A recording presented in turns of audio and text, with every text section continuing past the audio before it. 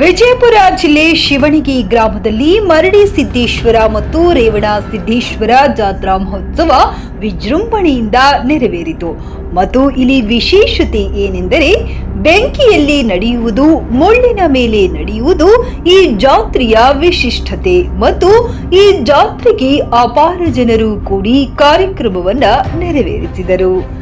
ವರದಿ ಸುರೇಶ್ ಬೇವಿನಮರದ, ವಿಜಯ voice news Kannada, Haveri.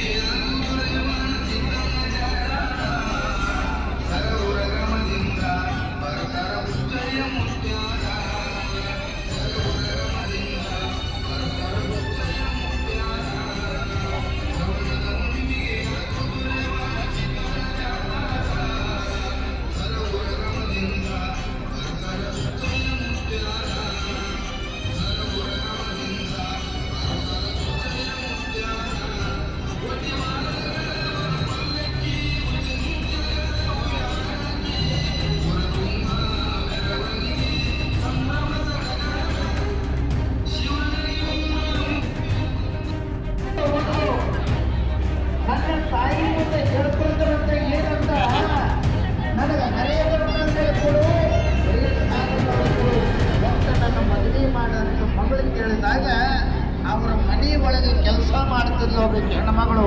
ಏನಂತಾಳೆ, ನೀವು ಸೀರೆ ಎಂತಾದ ಕೊಡ್ರಿ, ವರ್ಷಕ್ಕೆ ಬಂದು ನನಗೆ ಚಲೋ ಸೀರೆ ಕೊಡ್ರಿ ಅಂತ ಅಜ್ಜ ಒಂದು ಪ್ರಮೇಯ ಒಳಗದ.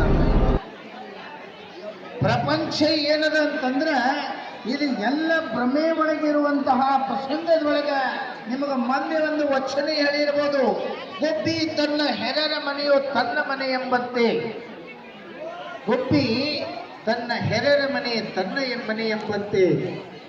ಎಲ್ಲೇ ಒಂದು ಗೂಡೆಲ್ಲ ಮನೆಯೊಳಗ ಕಟ್ಟಿರುವಂತಹ ಸಮಯದೊಳಗ ಈ ಮನೆ ನಂದು ಅಂತ ತಿಳ್ಕೊಂಡು ಗುಬ್ಬಿ ಒಂದೇ ಸಮನ ತಿಳ್ಕೊತಿರ್ತದೆ.